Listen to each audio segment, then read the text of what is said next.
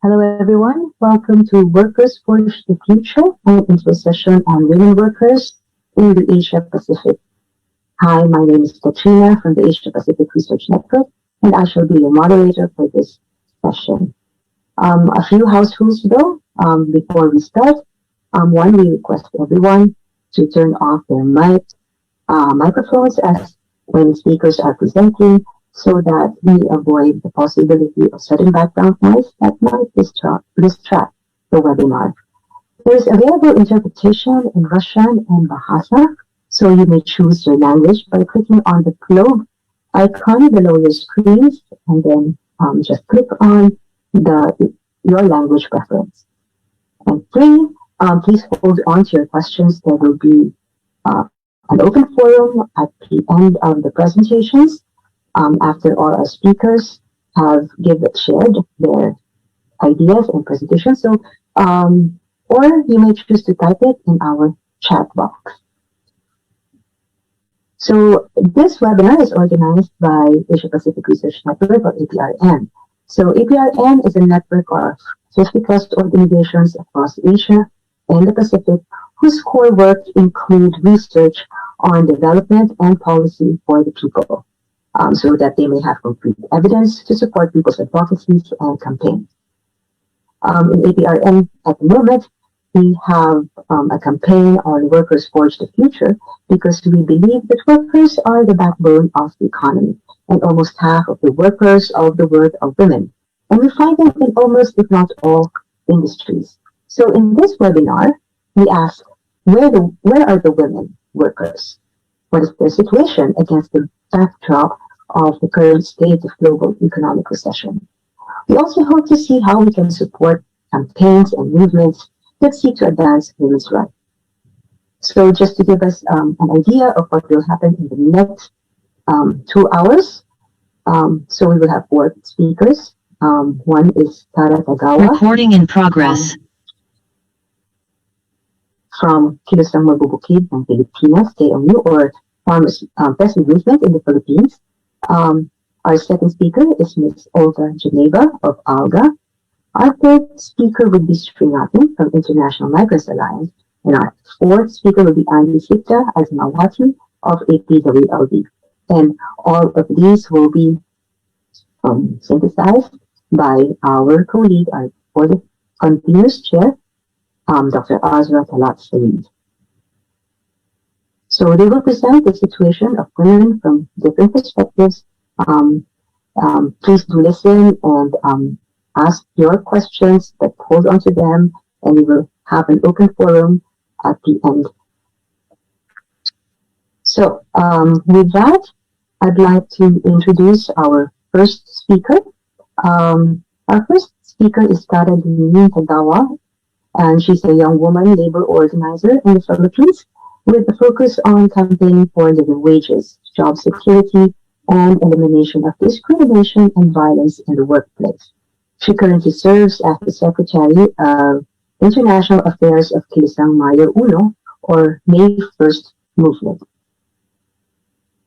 KMU is an independent labor center promoting genuine militant and patriotic trade unionism.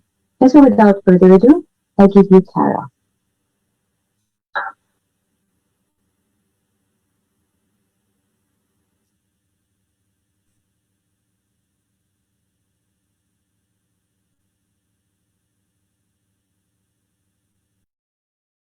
Hi, good afternoon, everyone. Good morning to, good afternoon, good morning, good day to everyone who are with us today. So I will be sharing with you some of the most iconic highlights of the role of women workers in society in the world of work. We begin with recognizing that the the women in the workplace have not been recognized by a lot of society, but by the different systems in place in history. So the women who were engaged in paid or unpaid labor were not included in the regulations and systems that were already in place in the past centuries before that.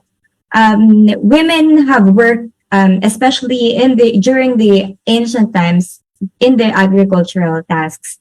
and they continue to do so even during the onset of the Industrial Revolution of the late 18th and early 19th centuries. But these changes in the history of the world, particularly in Europe and other countries in the West, the onset of the Industrial Revolution and also the beginning of the World War allowed women to participate in the workplace as members of the workforce.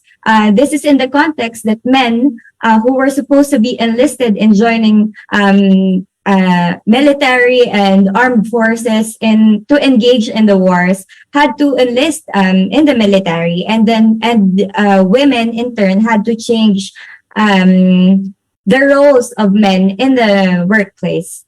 So, on the onset of the Industrial Revolution allowed women to change the nature of work in Europe and in the different parts of the world. But even when women started working for a wage and eventually salary, initially women were found even doing the most hardest physical labor, including working as hurriers who had to haul heavy coal carts through mine shafts in the Great Britain. That also employed many different children in the Great Britain. But this was eventually ended by the government legislation by passing the Mines and Collieries Act of 1842 and 1842, which was an early attempt at regulating the workplace, particularly in the participation of women and children in the world of work.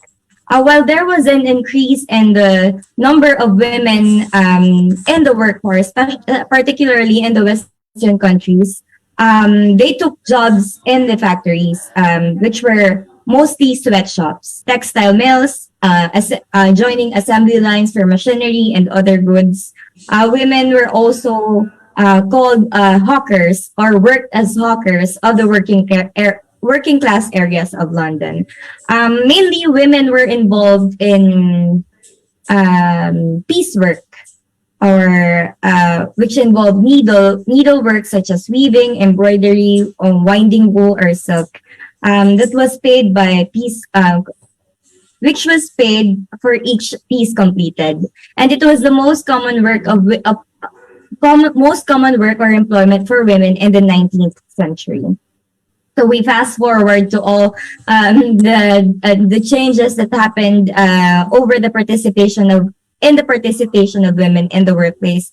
Women saw that during the participation of women in the workplace, they saw that there was still discrimination, especially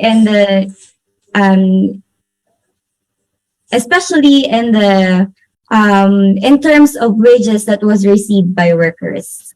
Since women were also doing the same work as men do, women were still receiving very low wages. Women were still discriminated in the workplace. They had to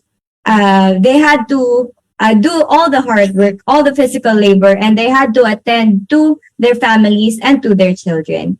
Women were given low wages in the context that employers favored men and had to give higher wages for men because the men had to provide for their family, but with no recognition that women were also participating in the workplace and who had to do double the task, double the work as men, because they were doing the work in the workplace and they were also doing the work in the domestic scene or in their homes and taking care of their children.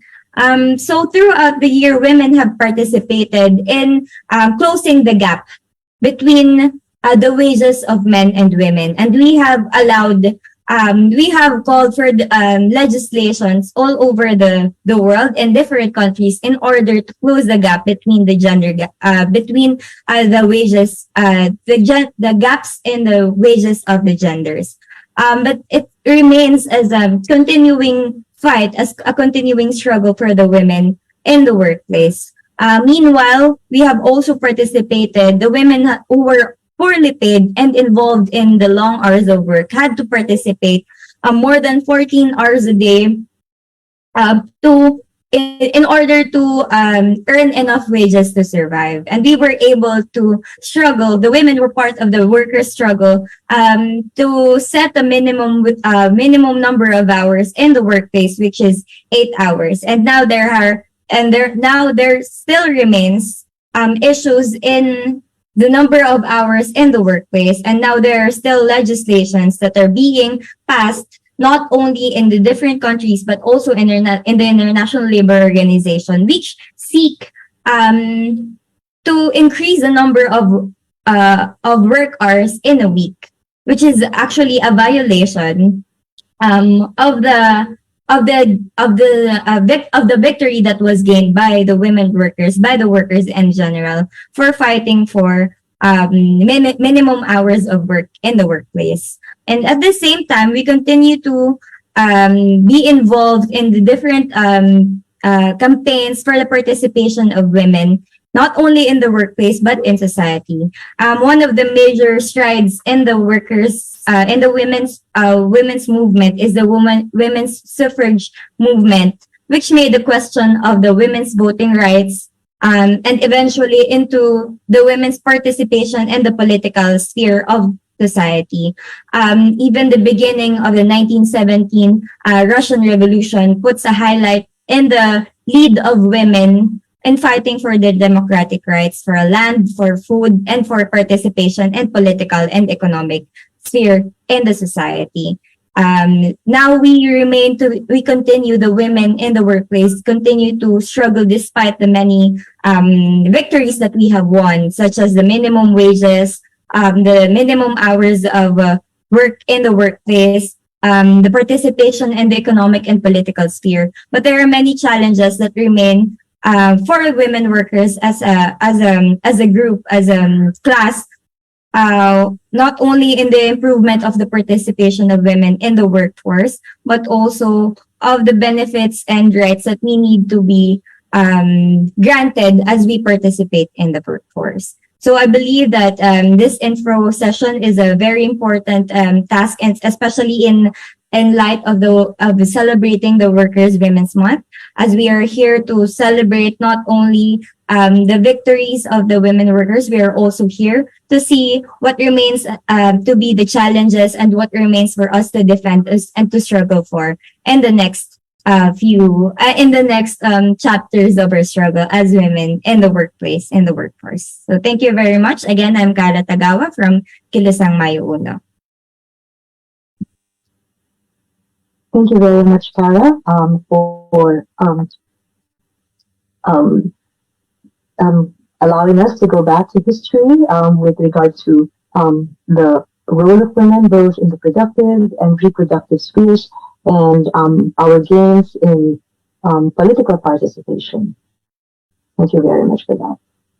Now, our second speaker is Ms. Olga Geneva, who would speak about the situation of rural women workers. Olga is one of the founders and head of PA Women's Organization, ALGA.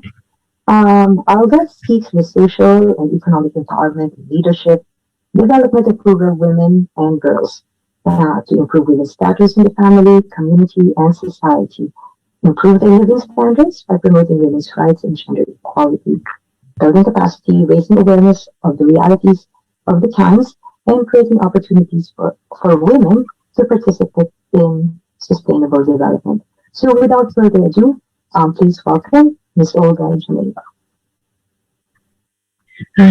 Thank you so much, Kat.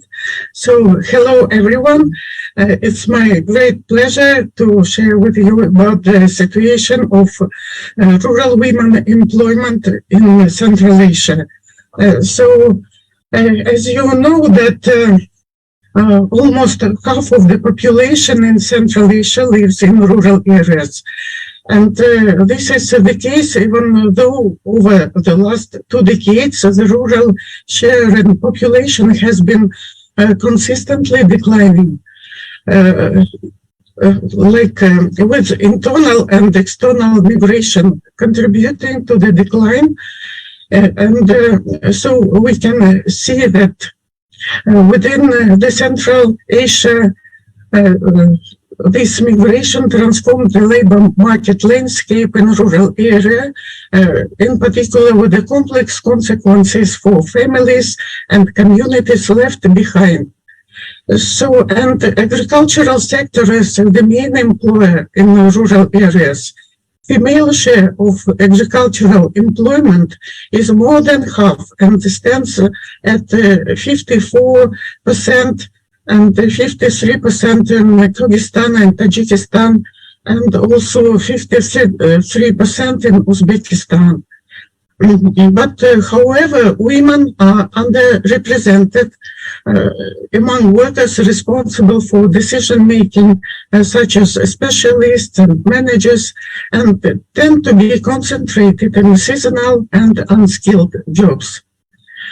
Rural women have little bargaining power and are trapped in low wage, low productivity work.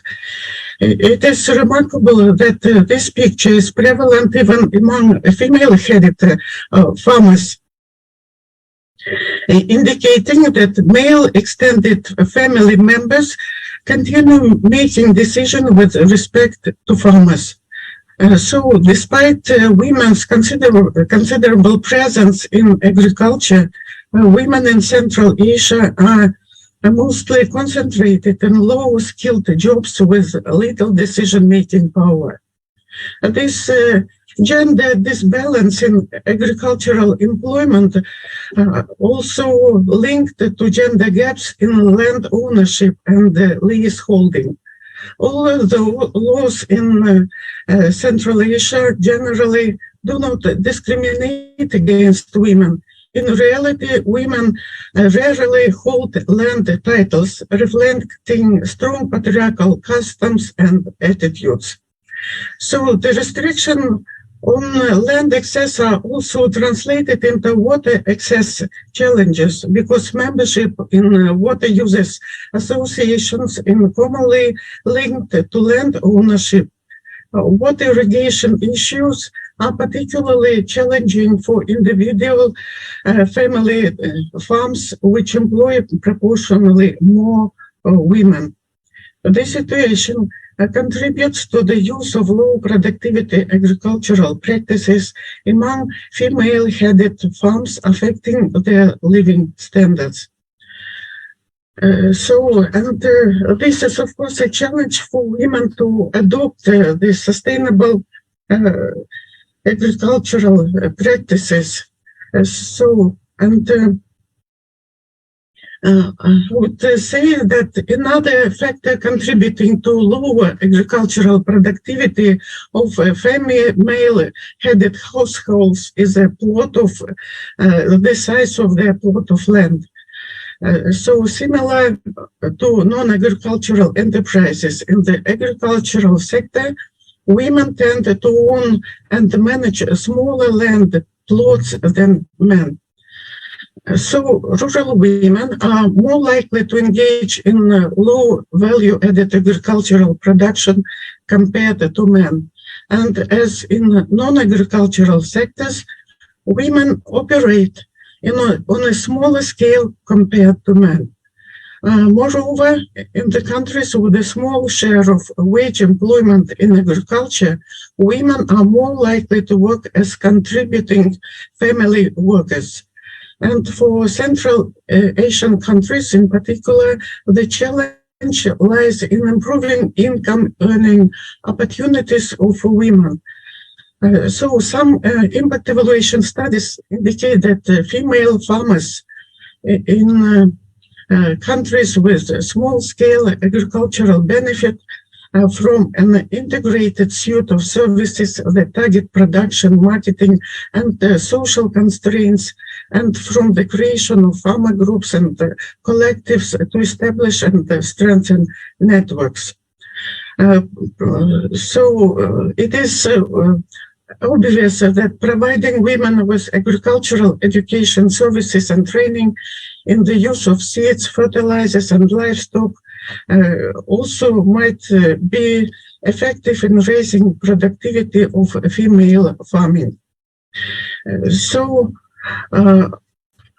I would like to point out once more that these gender inequalities in the labor markets remain pervasive, and some cases have worsened in Central Asian economies. Proportionally few women participate in labor markets, and they are more likely to engage in precocious forms of employment. And in countries with a high share of agricultural employment, women are overrepresented as contributing family workers and also in informal sector of economy. They are also substantially less likely to be entrepreneurs and to hold land titles. They have greater barriers in accessing credit and have weaker networks. And migration in Central Asia has been a male phenomenon, but recent evidences points towards an increasing feminization of migration, of labor migration. So in order to reducing these gender inequalities, must become that the gender inequalities must become like a priority for all Central Asian region. And if they would like to achieve inclusive growth, human development, and progress towards the sustainable development. And in achievement of these goals, which will require a comprehensive evidence-based strategy that will expand human choices and capabilities by complementing supply-side interventions with demand-side measures aimed at creating equitable and gainful employment opportunities. Indeed, active measures to enhance women's economic empowerment should be of central concern to the policy dialogue aimed at inclusive growth and poverty and inequality reduction. So another issue like the quality of productivity and working conditions, there is also like a need and to improve the productivity and working conditions of agriculture and rural economy. A large proportion of the workforce in Central Asia is employed in agriculture and in rural areas, working long and unpredictable hours in unsafe conditions of typically low wages and productivity.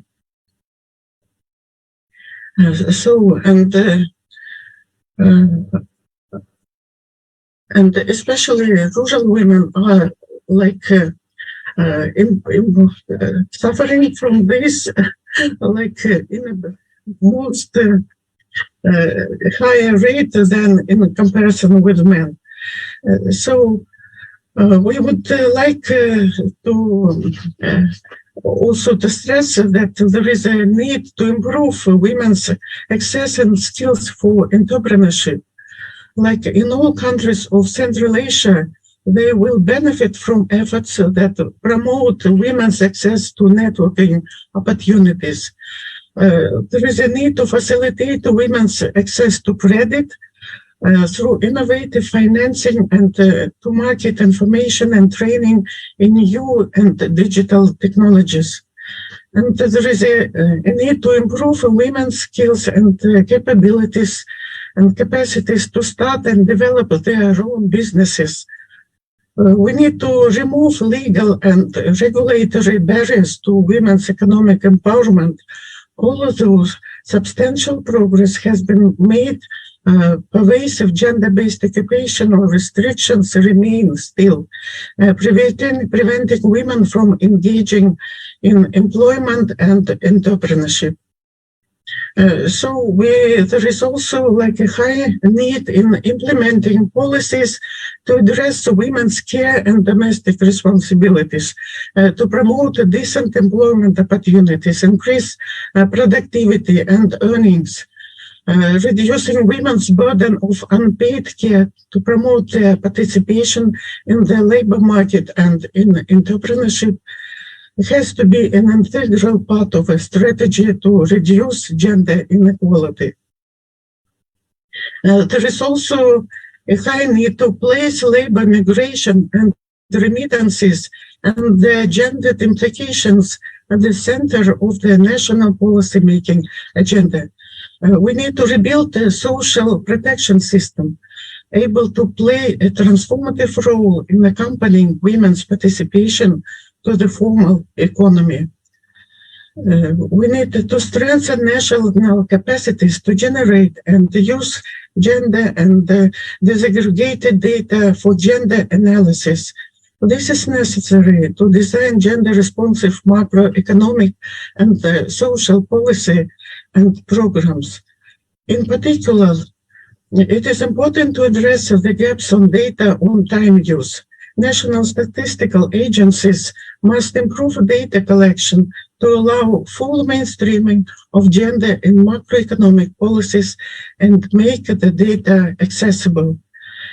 We need also to introduce strong impact assessment and evaluation elements in all national policies. Including this environmental, social, and gender dimensions. And it is need to be incorporated into policy design, impact evaluation, and they are key to providing new evidence-based policy framework for gender equality. So address and struggle gender stereotypes.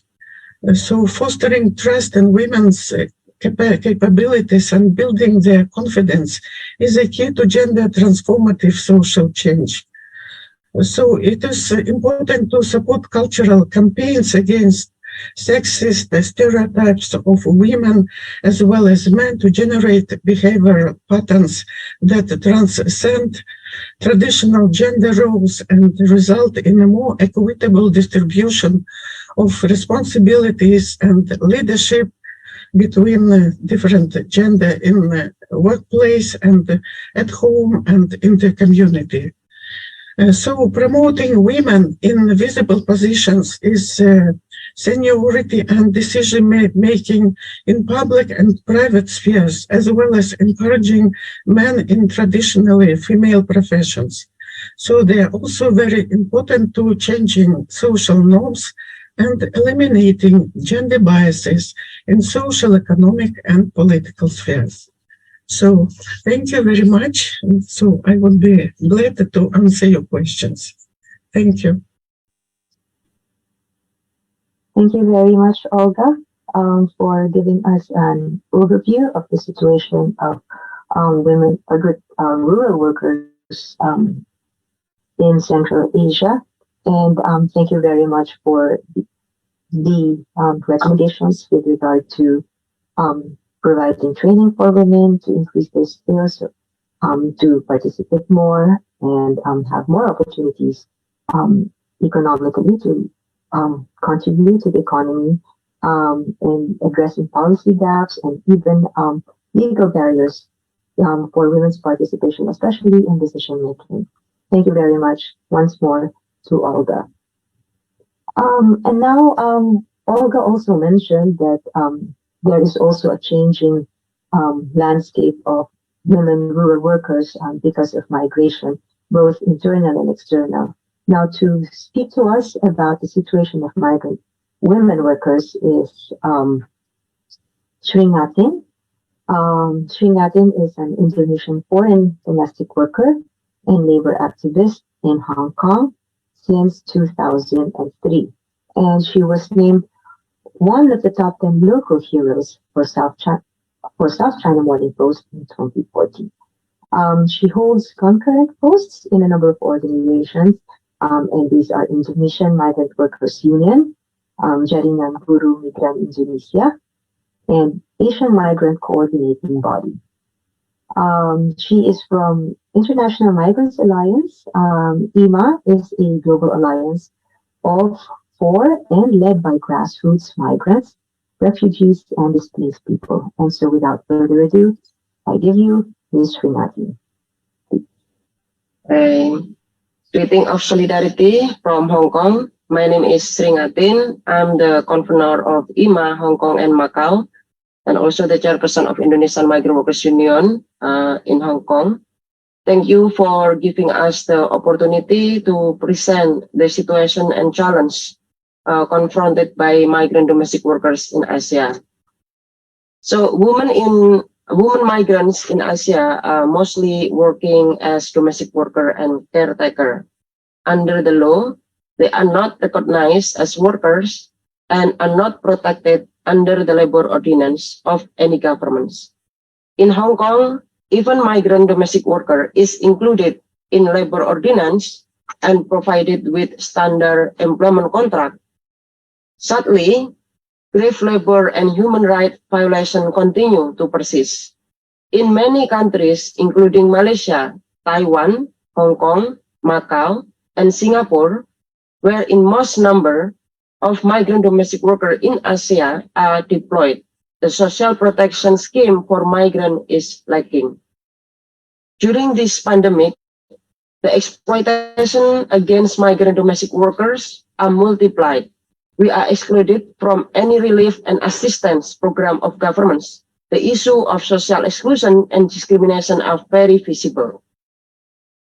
Most of domestic workers are forced to live in, paid in very low, limited rest day, and are without proper regulation on food and accommodation. During the pandemic, many of migrant domestic workers, they lost job and sent back home without even being given the opportunity to search for a new job by the host governments.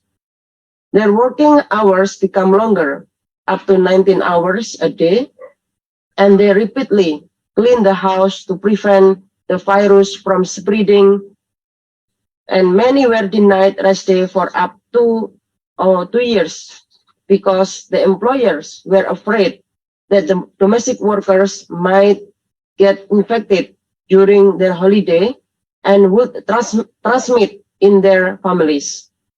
Sadly, denying rest day has become normalized, and governments like Hong Kong do not even consider it illegal. Worse, cases of abuse and violence become more rampant, from physical to sexual to verbal, against migrant domestic workers. Yet, when they try to report and seek justice, they are confronted with repatriation, and many victims decide to stay silent in order to keep their jobs.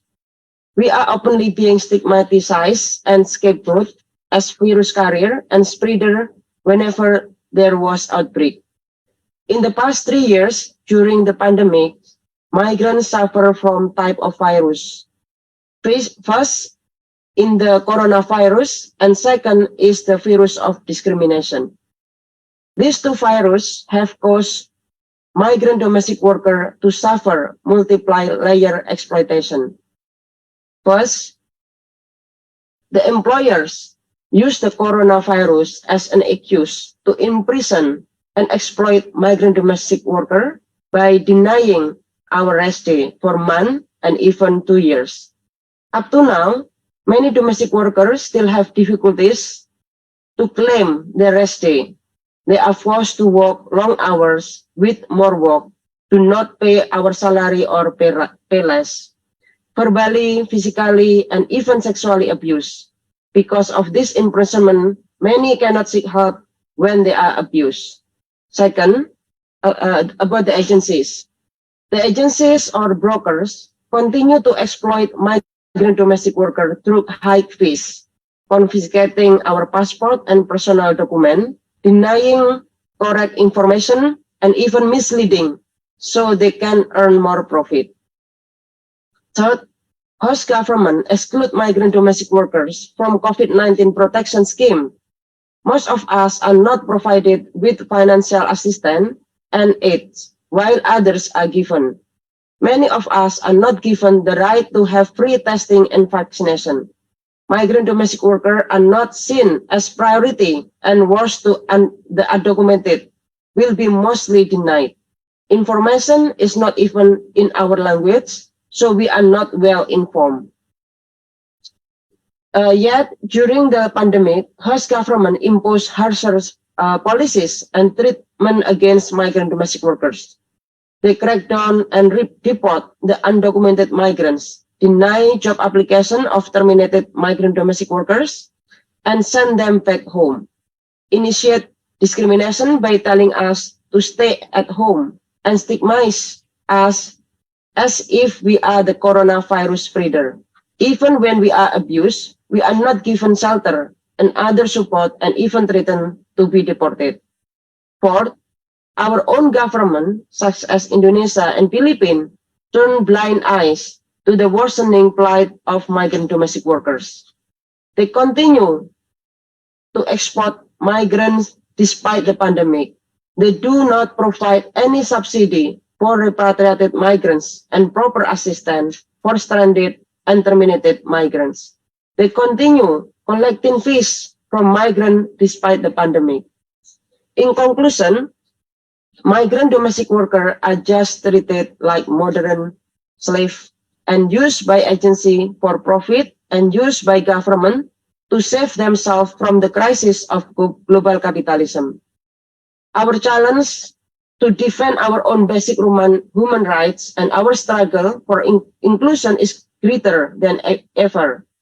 But our lesson during pandemic prove that as long as we continue to empower ourselves, organize ourselves, unite ourselves, and forge solidarity with local and our people back home, victories can be achieved.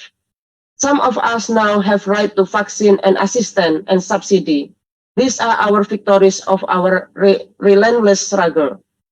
Women migrant domestic workers have no other solution to address our collective problem except by building solidarity and strengthening our cooperation. We have proven this in these past 2 years in our solidarity and cooperation that help us to go through difficult time. But we also must continue raising our voice, demanding government accountability. It is first and foremost the main responsibility of the government to take care of the people, particularly during the difficult time. Support measures must be implemented to enable everyone, especially women, children, and elderly, to get help and assistance. Women career must be compensated and paid for their invaluable labor. Today, we raise our voice and our face as we commit to building a stronger movement of women and other worker people in advancing our struggle for a just, peaceful, human, and equitability society. Thank you.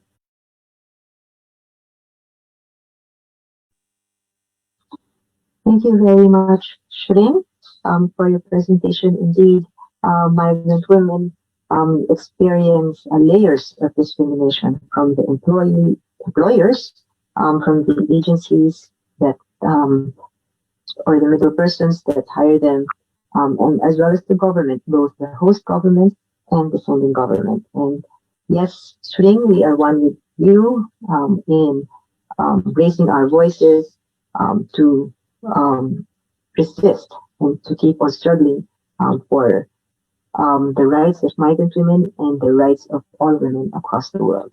Thank you very much. Now, our next speaker will speak about gender-based violence in the workplace and and about living wages. Shring has already mentioned this. Some of the cases of these happening among migrant women. Our speaker for this topic is Andi Sita Asmaswati. She is from APWLD. Andi is a women's rights activist and researcher. She is currently managing Women Organizing Workers program and coordinates a feminist participatory action research on women labor and rights for Asia Pacific Forum on Women, Law and Development. APWLD fosters feminist movements in Asia Pacific to influence laws, policies, and practices at the local, national, regional, and international levels. So with this, I give you Miss Andi, please.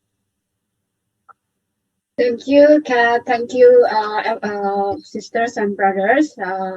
Thank you for inviting everybody to be joining and then also sharing our perspective on gender-based violence in the workplace. So I want to start from chanting first. Workers united will never be defeated. Can you repeat that?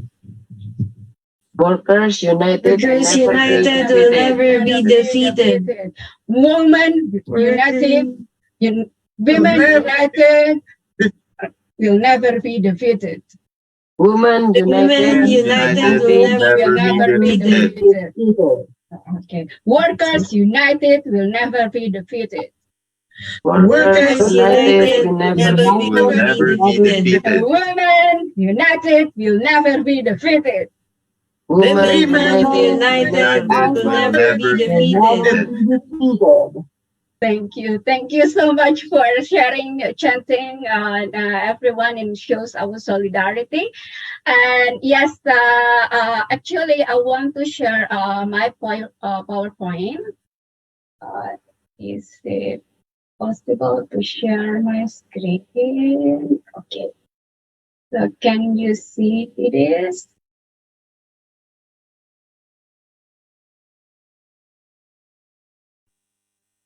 Yes, you're able to see your screen, Okay. Mandy. Okay. So I will make it slideshow. All right. Okay. So, yes. So, this is a really important session, and then we are really honored to be sharing our perspective and on gender-based violence in the workplace. And then because we know women workers, not only from Asia and the Pacific, but also all over the world, are keeping the world running in our everyday lives in addition to working nonstop during the crisis.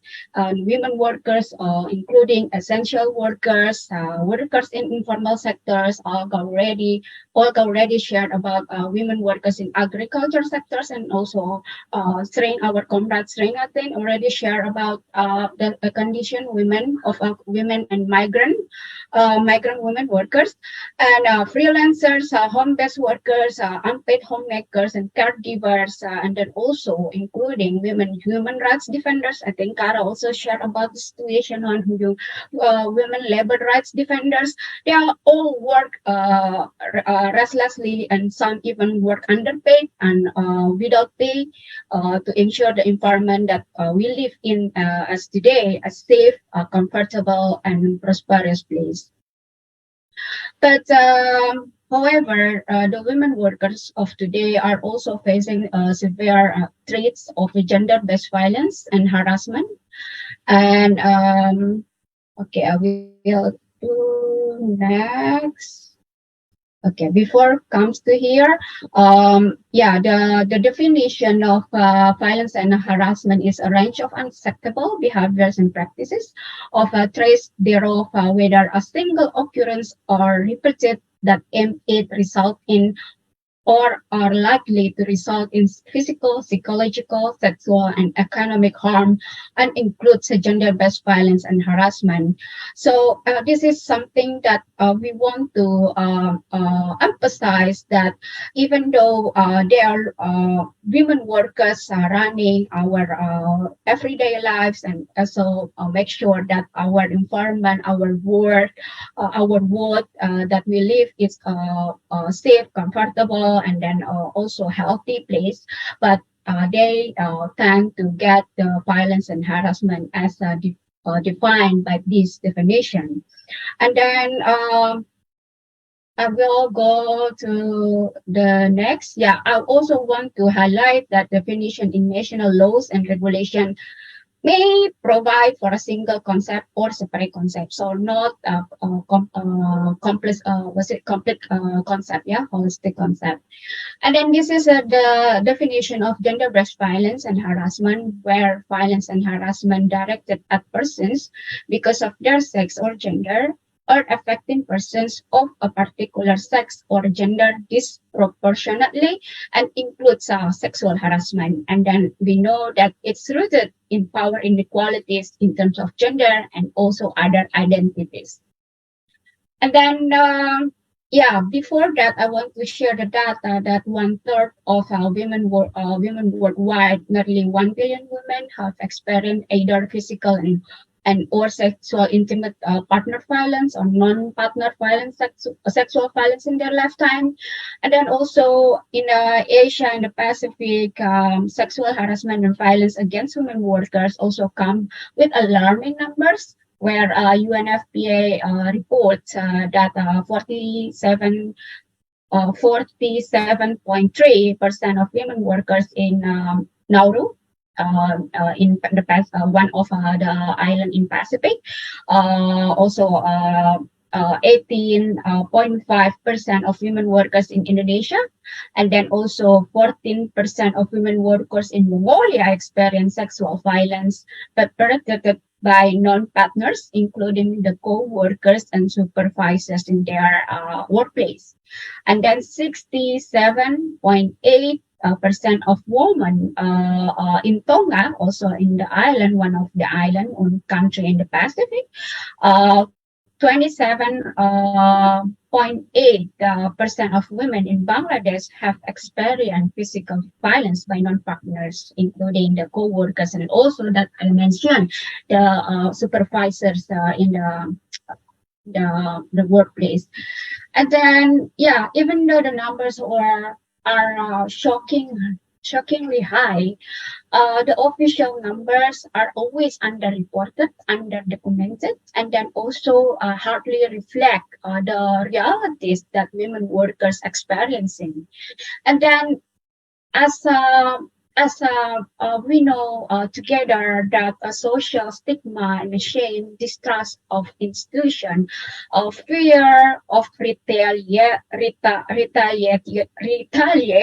by the predator, lack of awareness and access to justice are the structural barriers that keep victims and survivors from seeking help and lodging reports. So how the capitalist patriarchal anti-labor system benefits from it? The first one, it perpetuates patriarchal system, unjust power relation between gender, oftenly by men and women through, oftenly by men to women through norms and practices. And then also the secondly, brought by centuries of patriarchal societies that feeds our neoliberal system of soul development by fundamentalism and also by militarism. And then also the idea is the same, domination and oppression that deeply and costly impacts on psychological, mental, emotional, and social and economical.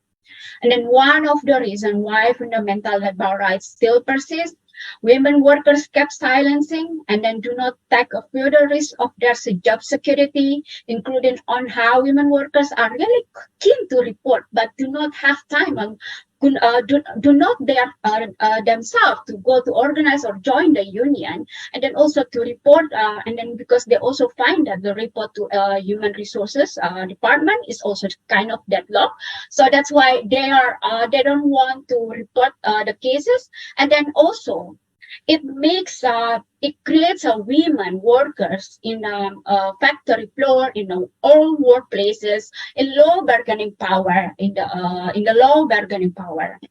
And then also lastly, I want to emphasize that how the capitalist patriarchy and the labor system make a profit from this situation, that because it deepens the division between the working class and the capital. Yeah. Sorry, yeah. So I already shared the data on GDP. And then this is the challenges that the violence and harassment in the world of work is real. But the complaints, as I already mentioned before, and report filling are still low. And then also the dissemination of information on how to report is also low. Some cases due to the fear to get ashamed.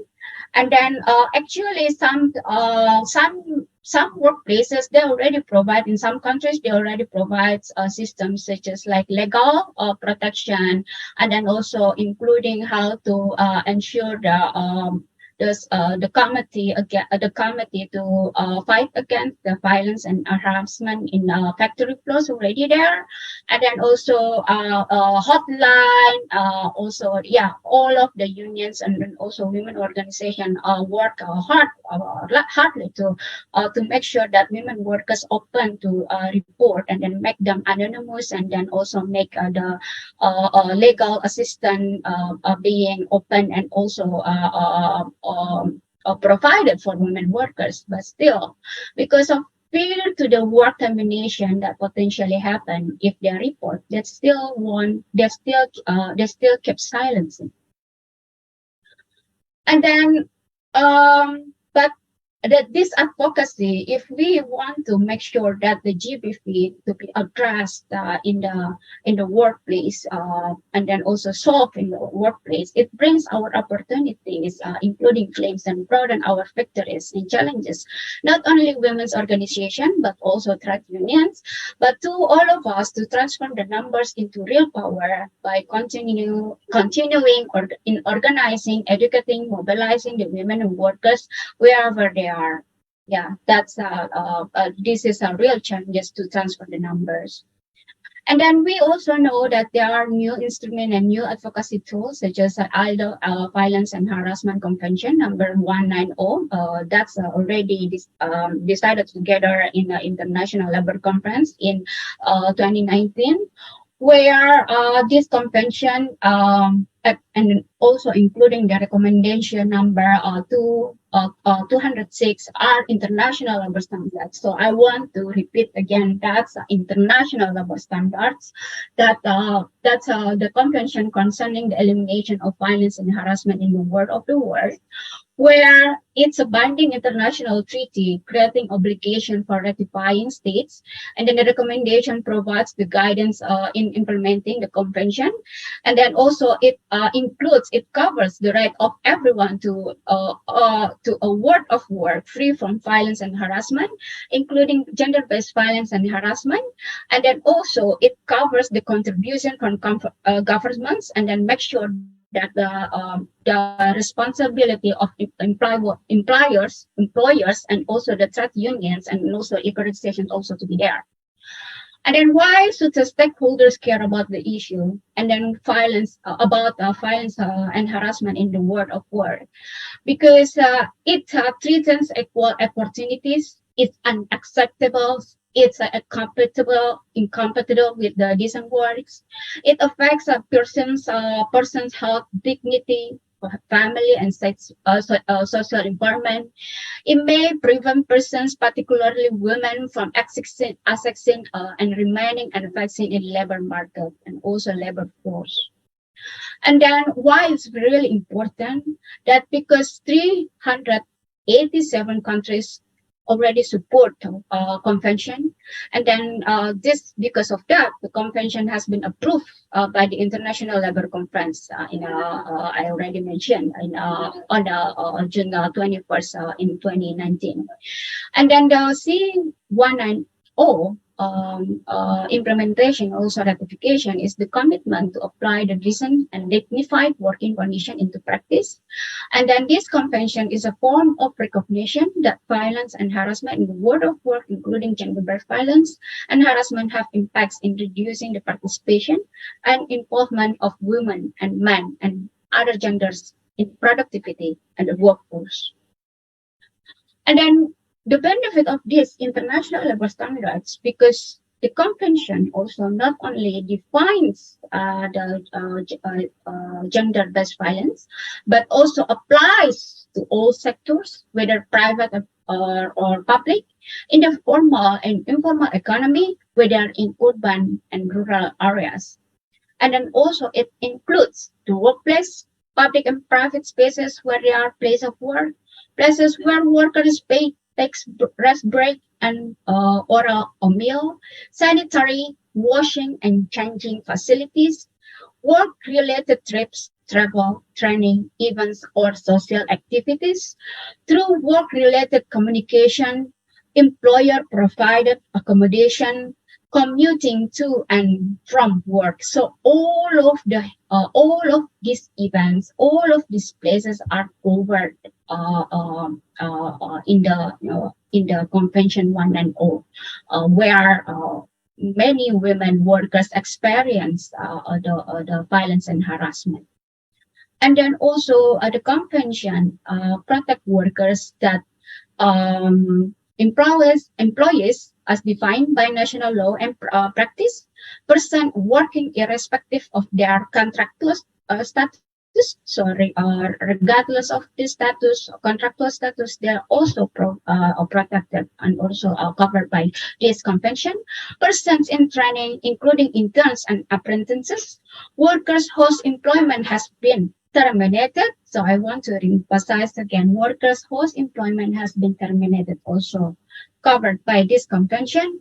Volunteers, job seekers, and job applicants, individuals exercising the authority that is or responsibilities of an employer.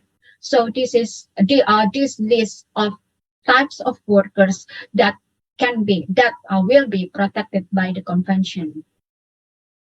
And then also, not only the violence, the gender-based violence and harassment in workplace, but also including the domestic violence is covered by the convention, because it has impact, a direct impact to the world of work, to the workplace, and then also the instruments. First, the convention number 190 require members to recognize the effects of domestic violence to the world of work, and then also mitigates its impact.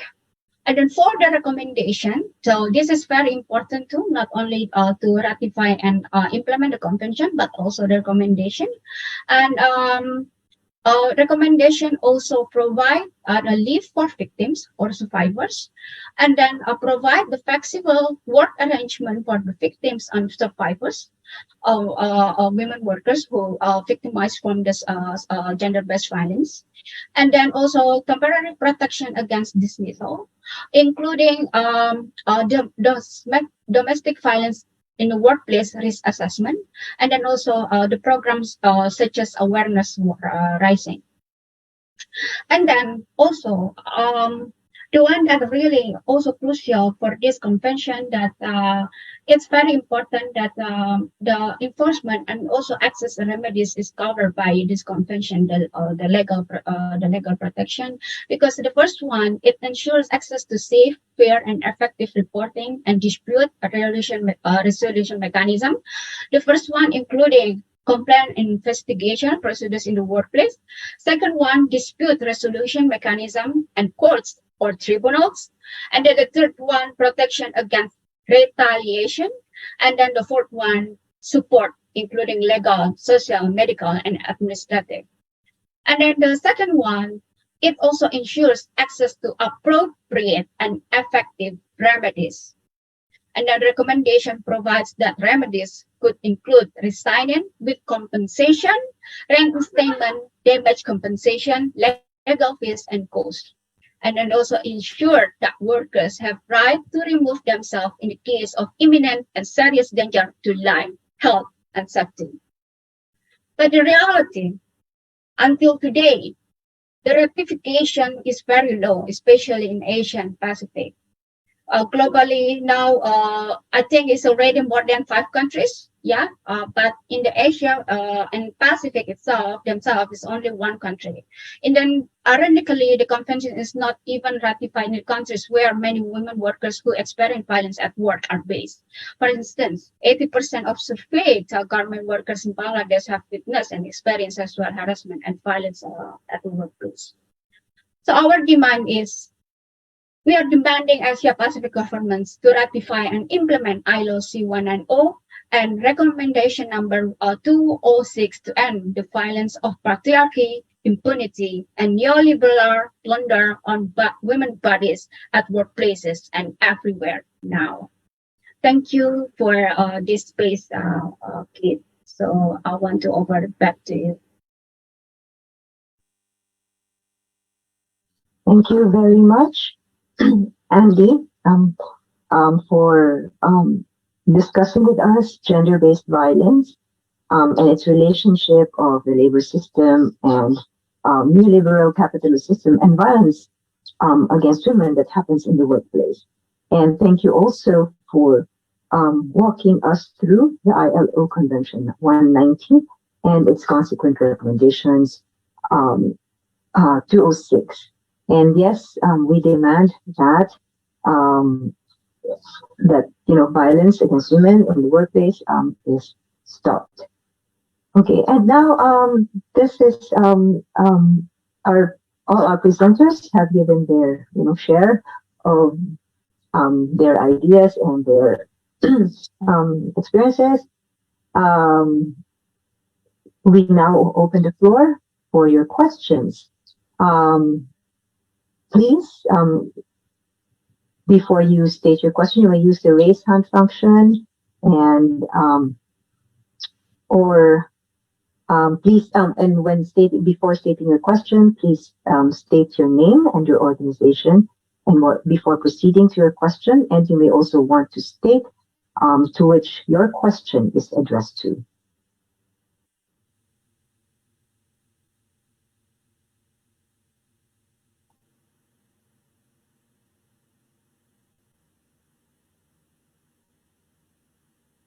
So, are there questions for our speakers? In the chat box, there is a question. A message, of course, first. It says here that thank you for the excellent opportunity to share experiences and analysis on women's labor rights. It is important for me to hear success stories of women and young people moving from the informal sector to the formal sector. And so the question is, are there strategies on this issue? And this question is posed by Tolikan Ismailova, the director of APRN or Biraduno from Kyrgyzstan.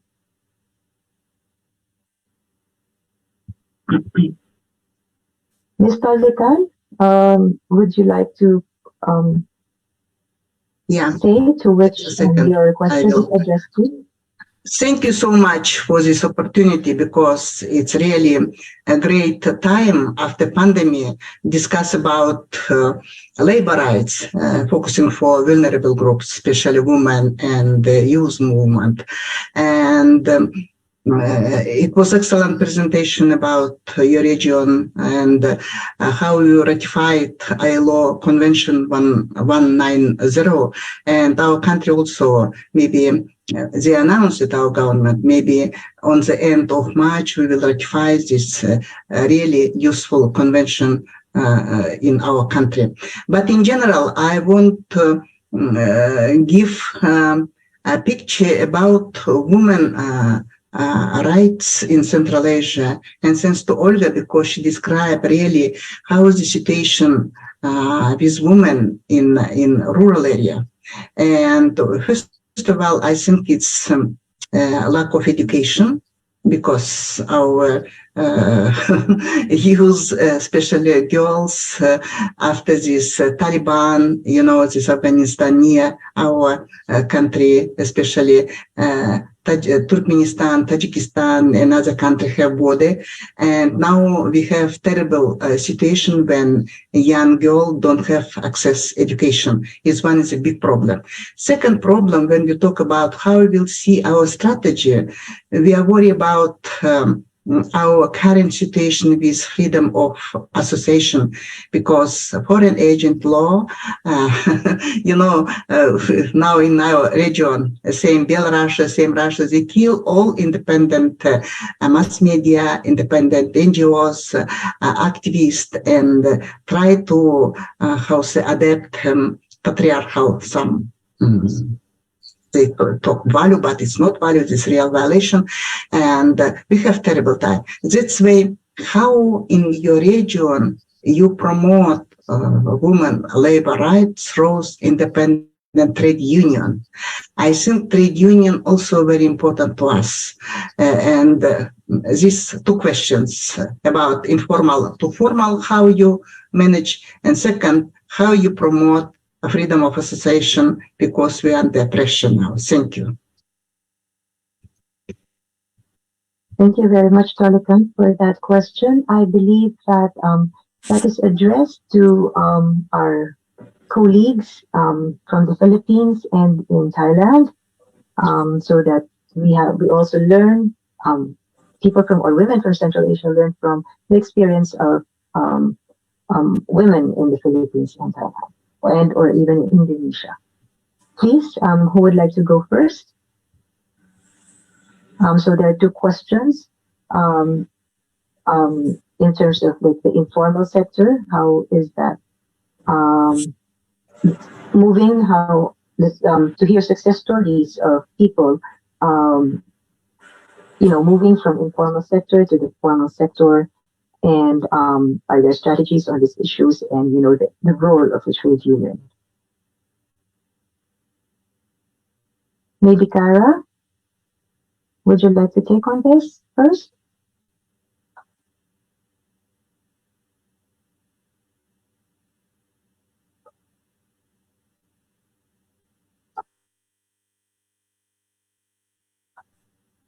Hi. Hi. Yeah. I'd like to share two things so that with regards to the question of moving from the informal to the formal sector, we have a campaign against short-term contractualization or short-term contracts.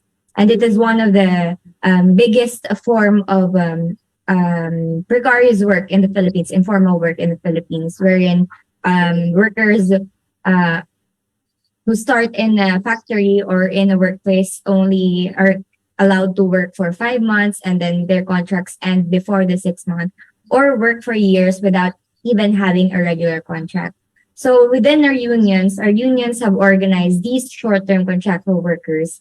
And for example, we have in a workplace, we have an Experia Workers Union. The Experia Workers Union has thousands of members, but they have members who are contractual workers, short-term contracts. So inside the workplace, they organize these group of workers who are mostly women, who are who are working in short-term contracts, and they have been organized into a pre-union formation. They participate in the union's activities, educational discussions, participation in forum activities, etc. But since they are contractual workers, they have to join the union represents them so that they would be bargained as members to become members of the union as regular workers. And there have been cases of workers who were considered regular workers from being short-term contract workers because of these collective bargaining agreements. So that's in the union level. But in the national level, we are also calling for the legislation of the Pro-Workers Security of Tenure Bill. So we have groups of workers, pre-union formations, we call them, who are engaged in short-term contracts, and we use these collective bargaining agreements. We use the Department of Labor and Employment, so that we could have decisions on the regularization of these workers. So that's one case. And then the second one is KMU has a mass organization member, that's Kadamay. And they are being organized. These are the members of Kadamay come from the informal sector. Most of them in the communities, displaced communities, workers communities, and most of them are engaged in informal sector. So vendors, jeepney drivers, etc., etc. So they are organized in the form of or mass organization. And in the local government units, they engage for their livelihood, for their homes, and in a way, it's a step forward to recognizing for the government to recognize these groups, these displaced workers in the society. But of course, in the long term, we have been calling for establishing a national industry in the Philippines to provide stable and regular jobs and income to the Filipino people. Thank you very much, Kara. Um, Is there a response from our friend from Thailand, from APWLD? Yeah, I think I want to respond about the questions are why we have to really extra work about the freedom of associations, then the rights to organize, and then like strengthen. Excuse me, Andy, could you speak a little bit louder? I'm sorry. We Okay. can hardly hear you. Okay, can you hear me now?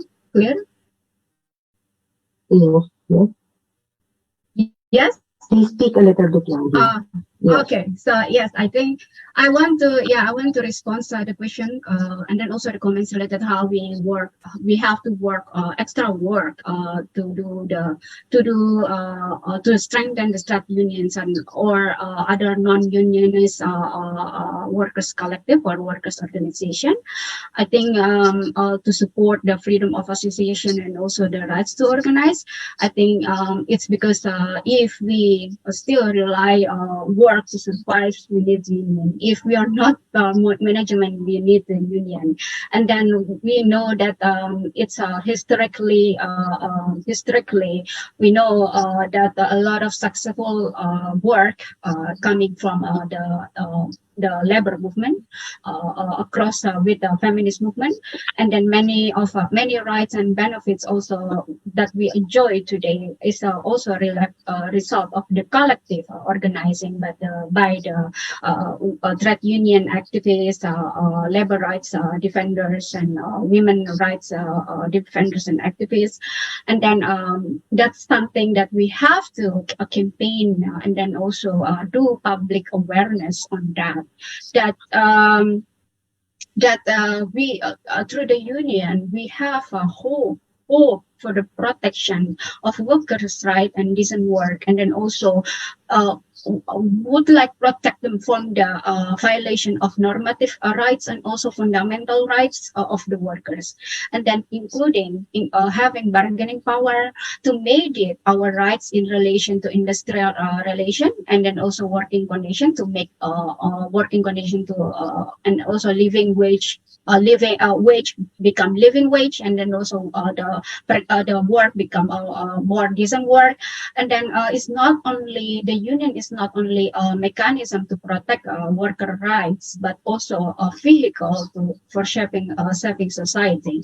And then unions is about solidarity, strengthen the strengths, and then also best building, ideology forming, and then also the class consciousness rising, bargaining, and then also about the bargaining power strengthening. Yes, thank you.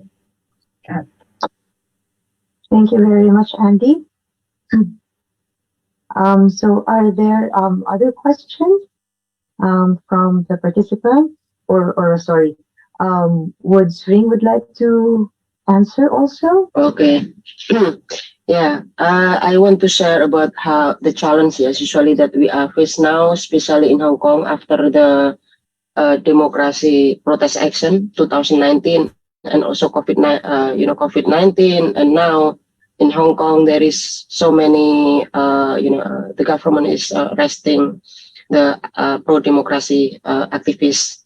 So that's why we have also difficulties how to speak up, because even in Hong Kong, no more restriction on gathering, but the police is a little bit, shy, and also like how to give us permit to speak up on or to doing protest action, because they're afraid that it will be make a chaos, or maybe some other local they will join us in the protest action. So there is more difficulties to apply for permit to do protest action. They will asking so many questions, and also especially asking the registration of organization, and we need to prove that we are registered under of Hong Kong law or society. So that's why we learn a lot that during COVID-19, I think we can survive and be able to recruit more members, because we continue to organize despite of the stigmatization from the governments or from the anti-migrants group that we are spreader of virus, but we we confidence to how to speak up in many ways, and we need to be more creative. That's why we need to maintain the online the onlines, how to make sure that we're able to connect with migrants outside of Hong Kong, because in Hong Kong itself now we have like the space for speak is shrinking, and government is not really listen our voice, because now, like for example, in Indonesia, they are focused with the election for the next year. So our voice is like invisible. That's why we need to we need to make more noisy, and then how we facilitate other migrant workers in others country. Like in Macau, they don't have right to speak. In Taiwan, they also need to join with the local union, and also like in Singapore itself and others country. That's why Hong Kong is like, the where's the movement of migrants is more, because we have right to form organization.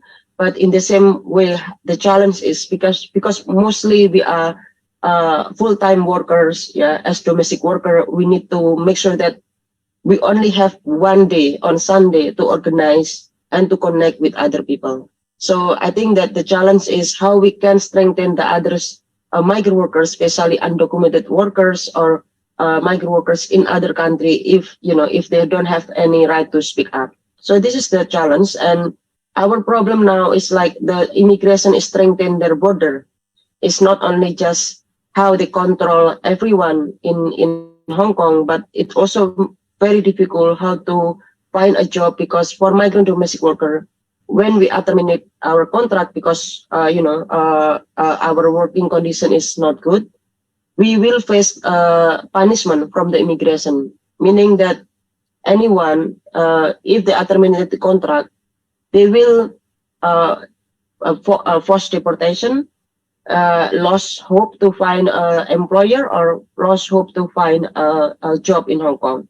And it also this condition also the same like in Macau. If they are terminate their contract, they will blacklist for 6 months, meaning that 6 months they cannot find a job in Macau and they need to leave Macau. So this is what the situation now, and it's not only just happen in Hong Kong but also in other country. And also the fees of placement fee is very is very high.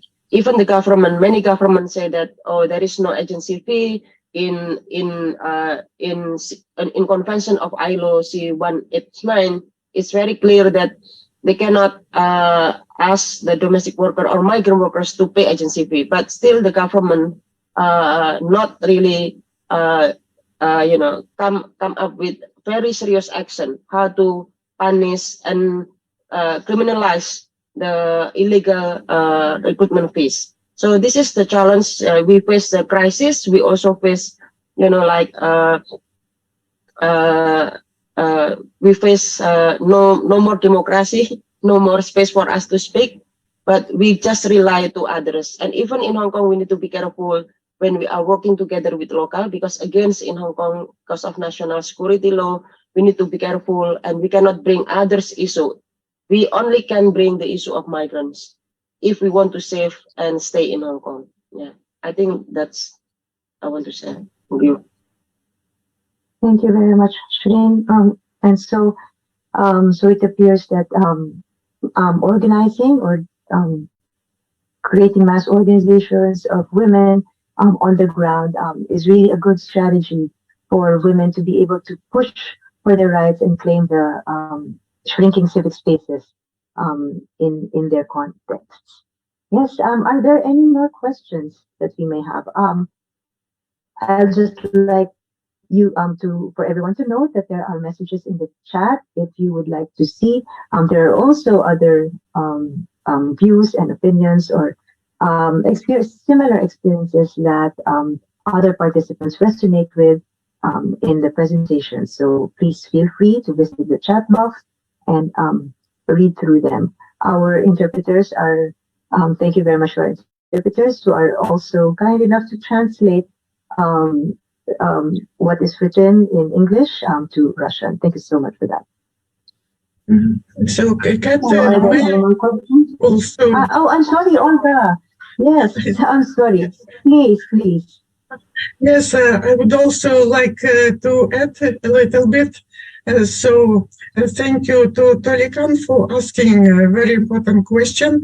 And I think that Torikan herself could share very good strategies how they are doing advocacy campaign to protect the trade unionists and then to protect civil society from all of these oppressive laws. And one of the strategies that we can use in our advocacy work is use of this international mechanisms like ILO, then Covenant on the Economic, Social and Cultural Rights, CEDAW Convention on the eradication of all forms of discrimination against women, and as well Human Rights Commission.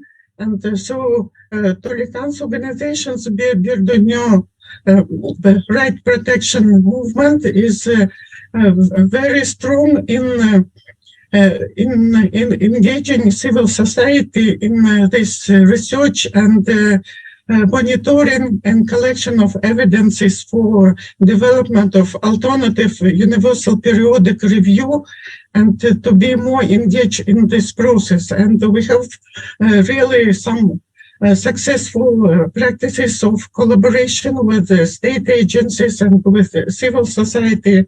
Like one example I could share that previously we had a long list of prohibited professions for women, and with the advocacy campaign organized by Birduino and through this UPR review process and advocacy, so we managed to decrease significantly this list of prohibited professions for women in Kyrgyzstan.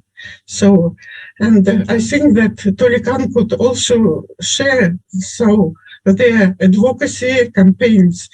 And for formal and to turning for informal to formal, we really need to work on these conditions, creation conditions to legalize informal work, and so to demand maybe from government side more support to these enterprises, and from enterprises to really become transparent and become responsible for women's rights, labor rights, for creation of destiny, dignity, working conditions, and dignity wages for women.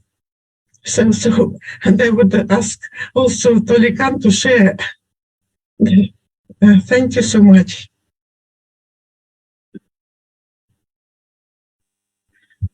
Thank you so much, Olga. Yeah.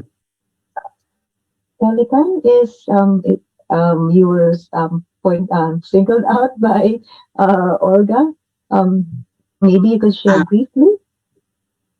Yeah. Thank you so much, Olga, and dear friends, dear partners. And I think it's very important to discuss about our experience also. Yes, it was done a lot of advocacy in our country in Central Asia, but current situation after pandemic very strange and gave a lot of discrimination, different discrimination, you know. And first of all, we test our government because during risk and disaster, a lot of government became lazy and afraid and corrupted, and only use for citizens, for active citizens, when they demand justice, a lot of discriminatory law or practice. And that's why we have now in our parliament two different legislature regarding NGO law. First of all, it was changed in 2021 when our government adopted state control, and our NGOs gave annually on April all reports to different institutions, and we apply to court, and now Constitutional Court prepared a big hearing, and I hope after when we evaluate all these procedures, we will demand maybe some aid, some support from your side. Maybe it will be a small campaign or solidarity appeal, I don't know, but we are ready to work with you, and because everybody talk, we have problems, same women in Philippines, in Malaysia, Indonesia, Kyrgyzstan, Uzbekistan. And this time demand from us create a very effective bridge, very smart bridge, or to talk about this. And we are ready to share some our positive experience. But when we have radical climate change, first of all, secondly, a corrupted government, and third, Olga and NGO Forum of Kyrgyzstan, Nurgul Janaeva, prepared 3 years ago, I think, big report regarding how this religious fundamentalism growing in our region, from Turkmenistan to Kyrgyzstan. And now we have new risk when Turkmenistan government adopted each week against women some degree or law, same Taliban in Afghanistan. And that's why we need your support, and we need your, attention, partnership. And of course, we should think about how we will together create some research, because regarding Central Asia, regarding this informal labor rights, because informal labor rights is very strange, because women or girls became victims from work from officials, and that's why this good opportunity, and this first time I participate for this great discussion, and thank you so much. And I love all presentation, and of course maybe after our meeting we will send some summary and some recommendation to you, and we jointly prepared some small structure, small strategy how we will be together. Thank you so much. Thank you, Kalikan. Yes. Just to summarize, what all our speakers have We have more provided. question also. Yes, like I'll just summarize it briefly. We said that organizing is one strategy, and also engagements also in policy arenas, as Olga has said. But yes, I know there are some questions, and I saw the hand of Saraswati raised. So Saraswati, please. Yes. Good morning, everybody. Thank you so much for a fruitful discussion and a valuable opportunity. I would like to emphasize the fact that women and trade union leader in the plantation sector in Sri Lanka has no vigilance on C190. We would like to have more workshops and programs that create C190 to the women workers. Thank you very much. Thank you very much, Saraswati. Indeed, we are starting to share our, programs and our needs, and this is a good way of, knowing each other's needs and how we can support each other. And please, we are looking forward, and this is our network that we could, have solidarity with, and we look forward to the exchange even after this webinar, via email or via other means of communication. So are there any more questions coming from the participants?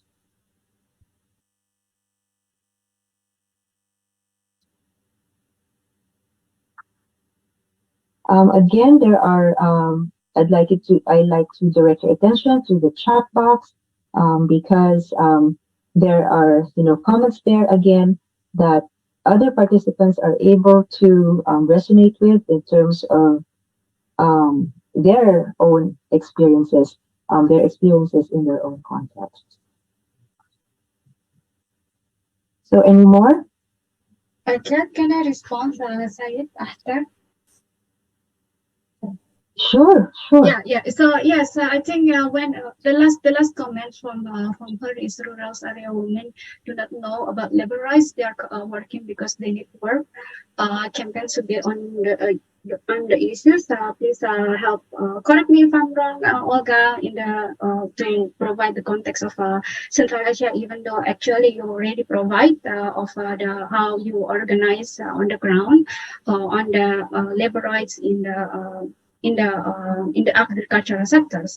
But I think trade unions, women rights organizations, and CSOs, feminist movement, labor movement already have been working on this, having have been campaigning and also doing public awareness, including also in the rural areas, including also women. For example, like I want to show the case where in Indonesia, where the plantation, palm oil plantation workers, and then also farmers, they have schools, for example, like a weekly school to provide the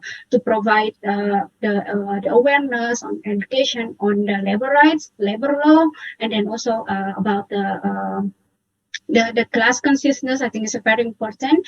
And then also later on they slowly understand about their rights, and then after that they stand up of the rights, and then they advocate it to the local governance, local authority about, and then also the companies to demand their rights. For example, paid leave, period leave, for example, because I think in many countries where period leave is not recognized yet, but in Indonesia they are already recognized, but in terms of implementation, they are not implemented, like the company is not implemented. So in some cases, in some companies, and then also in the context of rural areas, they ask the companies, the manager, ask the women workers in plantation, they have to show the sanitary pads, whether it's whether they are in the period or not. But that's a really discriminative practice that, and then also also a showcase that how the company's management are doing the violence to women workers, right? So that's also part of the school and education, how to protect them, how to protect them from such a case, and then how to also provide them with the legal analysis, for example, with a simple way, and then also do the campaign together. Thank you. Thank you very much, Andy, for that, for responding to the comments in the chat box. So again, are there more questions from the participants or responses from our resource persons on the what was written or the in the chat box? So there is that yeah women situation in Bangladesh, and there's need to um, have a creative space and approach to mobilize women to organize, and so that in so doing we are able to overcome our challenges. Any more? Do I hear going on? Okay. Then maybe if there are no more questions, I'll just proceed with just a brief wrap up of our open forum and what transpired earlier. So historically, we the first speaker historically um, gave us the successes of women, but of course, these are successes that are not very complete, shall I say. So the struggle continues. And so the struggle continues for rural women because they are discriminated against. The struggle continues in the workplaces with violence against women in the workplace areas, not just in the workplace areas, but also domestically. And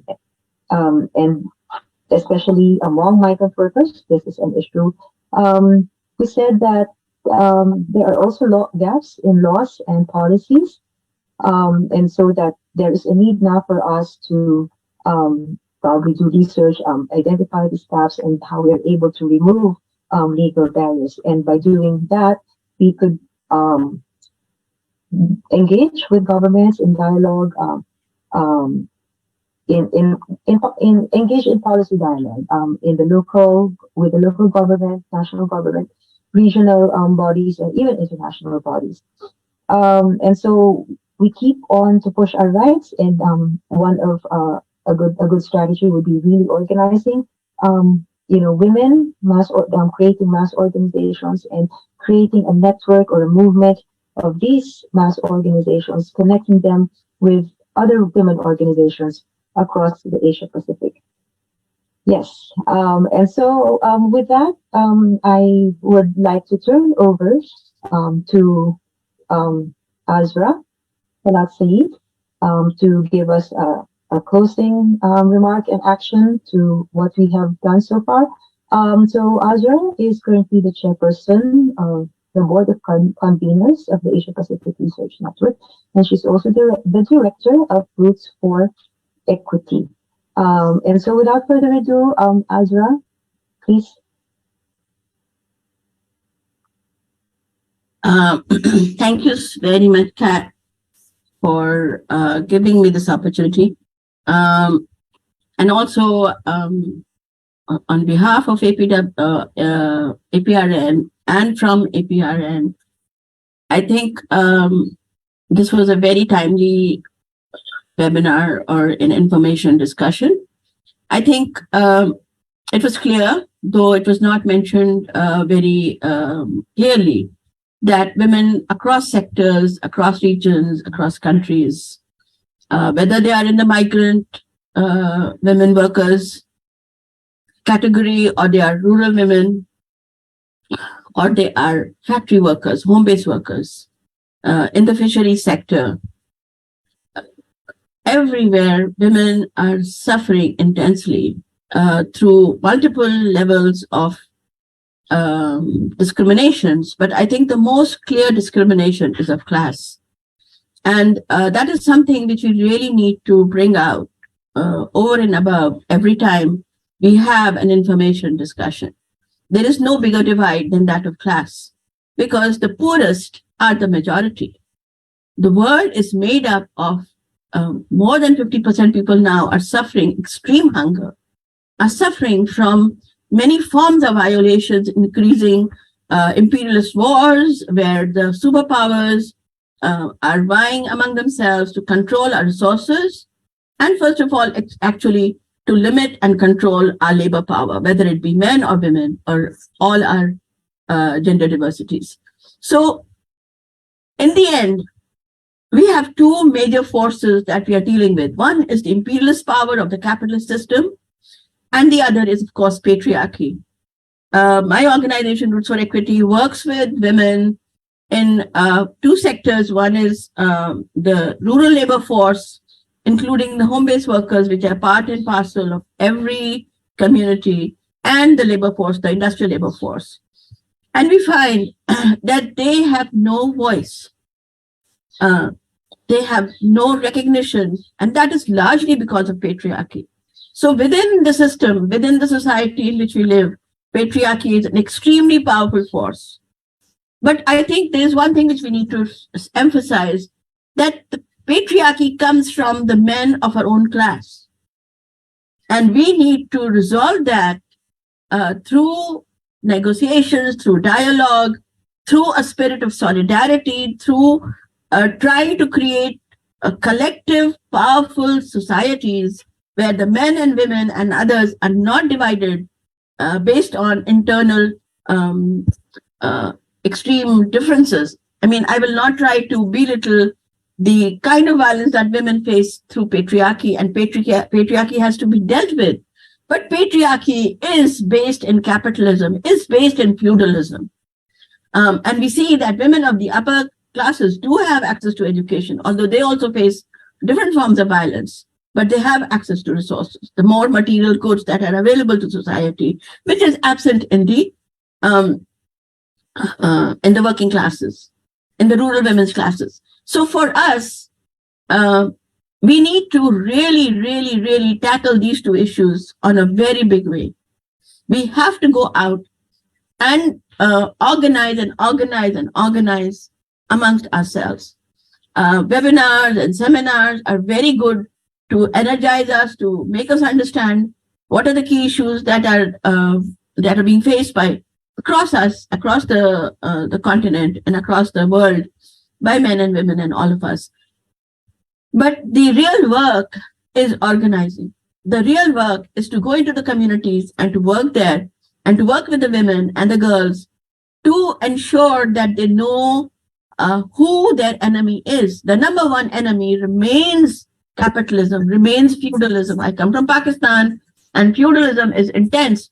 But why is there feudalism? There is feudalism because the capitalist system does not want the land to be distributed. Because once, if the feudal lords are powerful, they control the policy arena, they control the decision-making arena, they keep control of the wealth of the nation and of the wealth that is made by the labor class, made by the women. And this is something which I feel is the key that we need to turn. We need to ensure that all those who are organizing with women, for women, and to fight patriarchy must first and foremost bring out the class question. Why are our families poor? Why are our men working 12 hours, 15 hours, 18 hours, 24 hours a day? And still we have nothing to eat and our kids are not going to school. Why? That is the prime question that I think needs to be asked. Violence is a result of poor working conditions. Violence is a result of hunger. Violence is a result of when you are very unhappy, you are very dissatisfied with the world. You cannot look after yourself, you cannot look after your family, your kids, your elderly parents. Of course, the response for men, as it has been taught through the systems of slavery to feudalism to capitalism, to be violent. We live in a world of capitalism which believes in extreme violence. Look at what is happening in Ukraine and Russia. Look at what is happening now in Asia, where the Americans are trying to create a war in Asia with another superpower. What will happen? What will happen? Millions are now suffering because of the fuel price increases, the extreme inflation, and the fuel price rise because of the war. The same situation, Africa is suffering, the African women are suffering, and Asian women will not be far behind. And so we need to directly stand up as a working force and say, workers demand that they stop fighting, they stop creating this conflict, and stop making our lives miserable. They create a pandemic. And the kind of situation which my sister from Hong Kong and Central Asia was sharing. They are responsible. Do they ever say they are responsible? Do they create any kind of system where the workers are given benefits, given the leisure to look after their own families instead of looking after other people's families and cleaning their homes? Do our families not suffer? Do our children not suffer? So why should we not stand up to them who are responsible for the violence in our lives? And so I will end with this, that the main enemy of all working classes, especially the women classes, are the imperialist countries, the capitalist countries, especially the United States of America, because Americans have been the most atrocious in human rights violations and women rights violations, in ethnic violence, in any kind of violence. You look at it and you will find the Americans are the first. And so we need to, and now not only the United States, we find that we have other capitalist imperialist countries standing up in line with the Americans, which are the Russians and the Chinese, and they're all capitalist. You know, the whole 40 years of war on Cold War was because there's socialism and there is capitalism. Now they're all capitalists. Why are you fighting? Why are you creating this misery for us? So we should really have a very strong understanding of the capitalist system and have a focused understanding of our own ideology. Where do we stand? Religious fanaticism was remarked by my sister from Central Asia. I am from Pakistan. I understand that very well. But that tool is being used everywhere. What is happening in Israel? What is happening in India right now? What is happening across the world? What is happening in the United States of America or the UK kingdom or the Europeans? Look at the immigrants. Just 24 people just died in this week. So why? Why? And unless we stand up to fight as a unity, the men and women together against patriarchy and against capitalism, we are going to be in a poor situation. But I believe that patriarchy is a mindset which is given to us by the systems of oppression and exploitation. And the men, if they understand patriarchy and break the bonds of patriarchy, and the women who also wear the bonds of patriarchy, when they break them, the communities becomes ours. There's nobody can stop us. We are a very big force. We are 99% of this world. Why do we fear them? We need to stand up and say we will resist and we will dismantle your system. And I think that is what is needed. And once again, in the end, I would like to say that we need to have more and more such sessions to bring out the worst economic system in which we are living, to bring out the mechanisms of how exploitation under neoliberalism, under globalization, so-called, which is actually imperialism happening.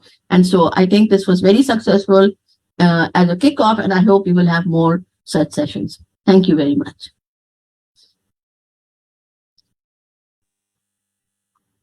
Thank you very much, Azra, for those wonderful words of motivation. Indeed, it is the time is now for women to rise up and struggle. And as Azra said, we will stand up and we will dismantle the system. And as Azra also mentioned, that this webinar is the first of a series or just a kickoff of the campaign on Workers Forge the Future. I think Julia will is just a few slides for upcoming dates and events. So we invite everyone to attend these other info sessions that we would have. We will definitely email you or send you by WhatsApp, or you can check our Facebook or our website and to know more about these upcoming dates and events. And so before we finally end, I'd like everyone or invite everyone to open or their cameras. And so we'll have a group photo for this. And I would request my colleagues from APRN, Vincent, are you the one doing this? To take a photo of everyone? Yes, please. So do go ahead. Everyone, please, your photos. Please open the cameras. Maybe also I invite our interpreters to also open their cameras. Thank you for the wonderful job that you have done for us. So Vincent, you just give us the cue. You just count. All right. Everyone, give us a big smile for a very successful event. I'll take the picture now in 3, 2, 1. One more. 3, 2, 1. Okay, so let's have one with everyone raising their fist. All right. 3, 2, 1. Okay. Thank you, everyone. Okay. Thank you, everyone. But before we finally go, everyone, women united will never be defeated. Everyone, Women united, never be defeated. Workers united. Women united, never be defeated. Okay. Thank you very much, you. and good afternoon to Thank you, everyone. Thank you, everyone. everyone. Have a good Have a good day. day. Have a good Bye. day. Thank you very much.